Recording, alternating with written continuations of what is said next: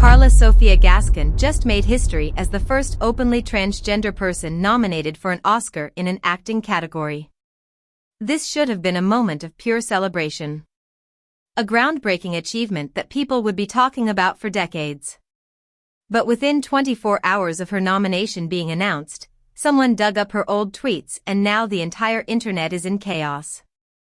And what she said in those tweets is so shocking that even people who were celebrating her nomination don't know what to do anymore. This story has more plot twists than the movie she's nominated for. Let's start with the historic moment because it's important to understand just how big this was.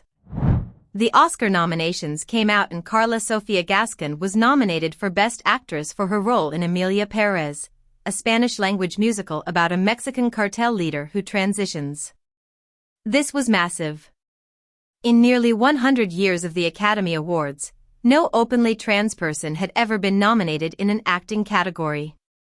There have been trans people nominated in other categories and there have been actors who came out as trans after being nominated, but this was the first time someone who was openly trans at the time received an acting nomination. Historic doesn't even begin to cover it. The reaction was immediate and overwhelming. LGBTQ advocates were celebrating. Film critics were praising the Academy for recognizing her incredible performance. Social media was flooded with posts about representation and progress and how far we've come. Karla herself posted an emotional response talking about how meaningful this moment was not just for her but for the entire trans community. People were crying tears of joy. This felt like a genuine cultural milestone. And then everything changed. Someone, and we still don't know exactly who, decided to go through Karla's old social media posts. Now this is something that happens to basically every person who becomes famous or achieves something significant in today's world. The internet detectives come out and start digging through years of tweets and posts looking for anything controversial. Sometimes they find nothing. Sometimes they find minor stuff that's easily explained. But in Karla's case, they found a whole collection of tweets that are genuinely problematic. And I'm not talking about jokes taken out of context or slightly edgy comments. These were full statements that are hard to defend no matter how you spin them. The first batch of tweets that surfaced were about Islam and Muslims. And they were bad. Like really bad. Karla had posted multiple times making sweeping generalizations about Muslims, comparing Islam to Nazism, and saying things about Muslim immigrants that sound like they came straight from far-right message boards. One tweet literally said that Islam is incompatible with Western values and that Muslim immigration is destroying Europe. Another suggested that Muslim people are inherently more violent and intolerant than other religious groups. These weren't subtle dog whistles. These were explicit, inflammatory statements. Now immediately people started trying to figure out the context. When were these tweets posted? Was this before or after her transition? Could there be some explanation that makes this less awful? Turns out these tweets were from various years, some before her transition and some after. So it's not like this was a different person or a different era of her life. These views apparently persisted across time and major life changes. And that makes it harder to write off as just a phase or youthful ignorance. But the Muslim tweets weren't even the worst part. Someone found tweets where Karla had commented on George Floyd's murder. And what she said has black activists and allies absolutely furious. She apparently posted something suggesting that George Floyd wasn't innocent and that the reaction to his death was overblown. She questioned why his death got so much attention compared to other deaths. She made comments that read as dismissive of the Black Lives Matter movement. For someone who just became a symbol of marginalized people being recognized and celebrated, having these views about another marginalized community is deeply hypocritical and hurtful. Then there were tweets about diversity and representation in film. Which is ironic considering her historic nomination is literally about diversity and representation. But in these old tweets, Karla apparently complained about forced diversity in movies. She suggested that casting decisions should be based purely on merit without considering representation. She made comments that sound like standard anti-woke talking points about diversity ruining storytelling. The cognitive dissonance here is stunning. She's benefiting from the exact push for representation that she was criticizing. As these tweets spread across social media, the reaction was swift and brutal. People who had been celebrating her nomination just hours earlier were now calling for her to be dropped from the film's promotional campaign. Some were saying the Academy should rescind her nomination, though that's never happened in Oscar history and probably can't happen procedurally. Think pieces started appearing analyzing the contradiction between her identity as a trans woman, a marginalized person seeking acceptance, and her apparent bigotry toward other marginalized groups. The conversation got heated fast. Now Karla did eventually respond to the controversy. She posted a statement on social media apologizing for the tweets and saying they don't represent who she is today. She said something about having grown and evolved in her thinking. She acknowledged that the tweets were hurtful and wrong. She specifically apologized to the Muslim community, the Black community, and anyone else who was hurt by her words. On the surface, it seemed like a decent apology. But the internet wasn't buying it. And here's why. First, these tweets weren't from when she was a teenager. Some of them were from just a few years ago. So the "I've grown and changed" defense rings hollow when you're talking about statements made in your 40s or 50s. Second, she didn't actually explain what changed her views or demonstrate any deep understanding of why those tweets were wrong. The apology felt generic and surface level, like something a PR team wrote rather than genuine remorse. Third, she only apologized after getting caught. There's no evidence she had privately regretted these tweets or done any work to address these biases before they became public. But here's where this story gets even more complicated. Some people started pointing out that Karla is from Spain, and Spanish politics and culture around immigration and Islam are different from American politics. Spain has had its own complex history with Muslim communities going back centuries. There are legitimate political debates happening in Spain about immigration from North Africa and integration of Muslim communities. So maybe, some argued, we're judging her Spanish political opinions through an American cultural lens that doesn't quite fit. But that argument didn't gain much traction because bigotry is bigotry regardless of your country of origin. And more importantly, Spain has plenty of people who don't hold these extreme anti-Muslim views. It's not like every Spanish person thinks Islam is comparable to Nazism. So using her nationality as an excuse doesn't really work. Plus, the comments about George Floyd and BLM were clearly engaging with American events and American politics, so the cultural difference argument falls apart there. Then there's the question of whether someone's past statements should disqualify them from recognition for their artistic work. This is a debate that comes up constantly in cancel culture discussions. Should we separate the art from the artist? Does being a bad person or holding bad views mean your performance doesn't deserve an Oscar nomination? And there are legitimate arguments on both sides. Some say the nomination is about the work, not the person, and her performance was genuinely excellent regardless of her tweets. Others say that Oscar nominations carry cultural weight and moral authority, and giving that platform to someone with these views sends a bad message. The trans community itself is deeply divided on this. Some trans activists are defending Karla, saying that trans people are humans who can be flawed and problematic just like anyone else, and that expecting perfect politics from the first trans Oscar nominee is an unfair burden. They argue that trans people shouldn't have to be perfect angels to deserve recognition. Others in the trans community are horrified and angry, saying that Karla's bigotry toward other marginalized groups undermines the entire fight for trans acceptance, which is built on the principle that all people deserve dignity and respect regardless of identity. And honestly, both sides have valid points. On one hand, it's true that marginalized people don't have to be perfect to deserve rights and recognition.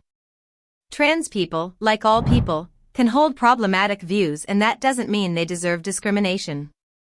On the other hand, there's something particularly galling about someone from one marginalized group displaying bigotry toward other marginalized groups.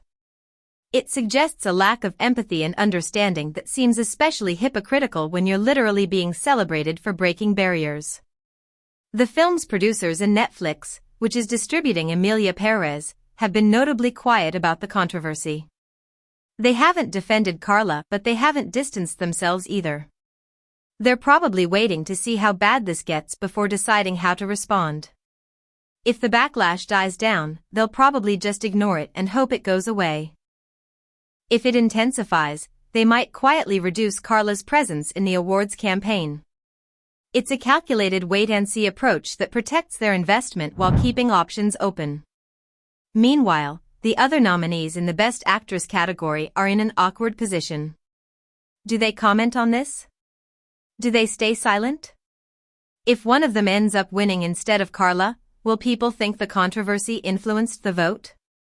Mikey Madison, Demi Moore, Cynthia Erivo, and Fernanda Torres probably didn't expect to have to navigate this kind of situation.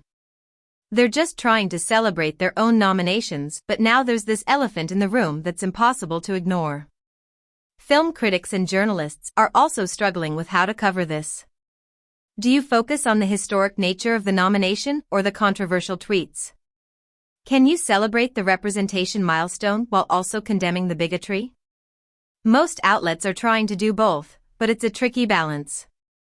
And depending on which aspect you emphasize, you'll be criticized by one side or the other. If you focus too much on the tweets, people say you're tearing down a trans achievement. If you focus too much on the historic nomination, people say you're ignoring serious bigotry. What makes this whole situation even messier is the timing. We're in the middle of awards season. There are still weeks of campaigning ahead. Karla was supposed to do interviews, attend events, give speeches. But now every appearance will be overshadowed by questions about the tweets. Every interview will have to address the controversy. She can't just talk about her performance and the film anymore. Everything has been contaminated by this discovery. And that's bad for her, bad for the film, and honestly bad for the trans community whose moment of celebration has been completely derailed.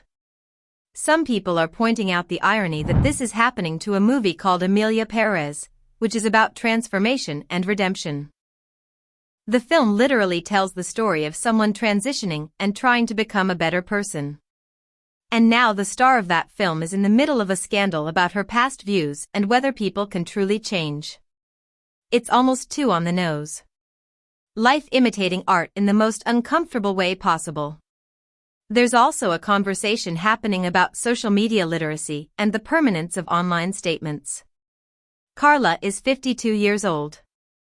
She grew up in a time before social media and probably didn't fully understand that tweets never really go away. That everything you post can and will be archived and potentially used against you. Younger people who grew up with social media tend to be more careful about what they post publicly. But people of Karla's generation sometimes treated social media like casual conversation, not realizing they were creating a permanent public record of their thoughts. That doesn't excuse the content of the tweets, but it does explain why someone might post things they'd never say in a professional setting.